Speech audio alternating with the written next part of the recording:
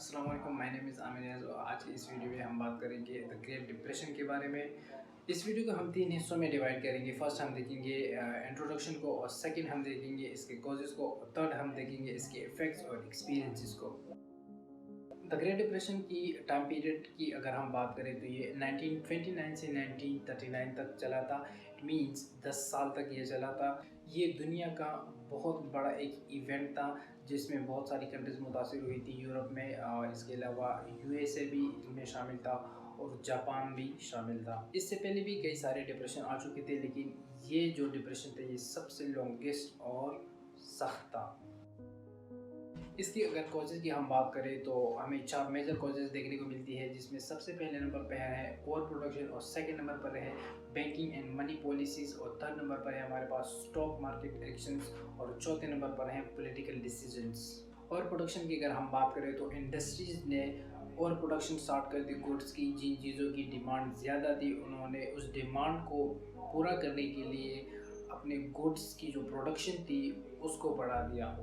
Banking and money policy کی اگر ہم بات کریں، اس سے پہلے انٹرسٹ ریٹ بہت ہی کم تھا، اور لوگوں نے جب کریڈٹ کارڈ پہ بائنگ سٹارٹ کر دی تو انہوں نے اچانک سے انٹرسٹ ریٹ بڑھا دیا، جس کی وجہ سے بہت سارے لوگ متاثر ہوئے۔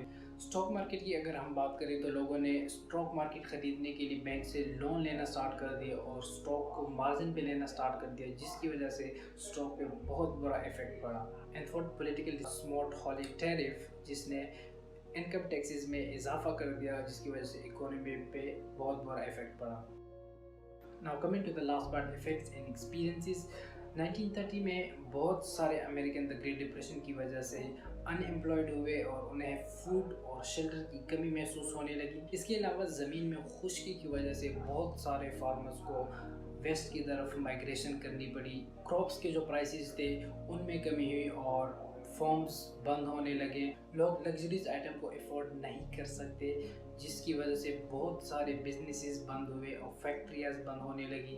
اس کے علاوہ بینکس میں پیسے ختم ہونے لگے، لوگ ٹیکس نہیں پے کر سکتے تھے، سکولز وغیرہ بند ہونے لگے فنڈز کی وجہ سے، اور بہت ساری فیملیز ہوم لیس ہو گئی اور شیلٹرز میں رہنے لگی۔ گریٹ ڈپریشن کے پہلے 4 سالوں میں اکانومی پہ بہت بڑا ایفیکٹ پڑا، جس کی وجہ سے جی ڈی پی ان کی 30% ڈاؤن ہو گئی، اور اسٹاک مارکیٹ کی جو ویلیو تھی وہ 90% ڈاؤن ہو گئی۔ لوگوں کی لائنیں لگنے لگی ریسٹورنٹس کے سامنے تاکہ وہ اپنے گھر کھانا لے جا سکیں۔ کچھ فیملیز نے باسکٹس وغیرہ بیچنے سٹارٹ کر دیے کچھ پیسے کمانے کے لیے۔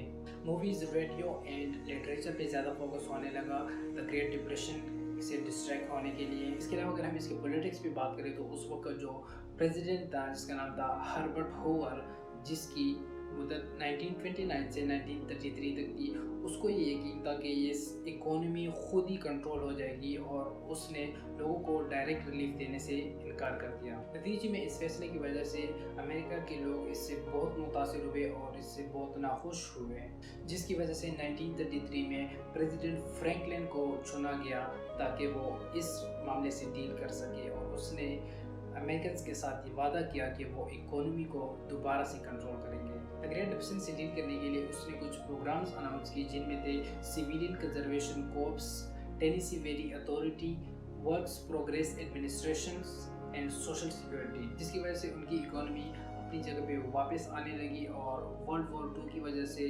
گورنمنٹس نے ویپنریز وغیرہ میں انویسٹ کرنا سٹارٹ کر دیا، اور جس کی وجہ سے ان کی اکانومی کنٹرول ہو گئی، اور اس طرح سے دا گریٹ ڈپریشن کا اختتام ہو گیا۔ Thank you.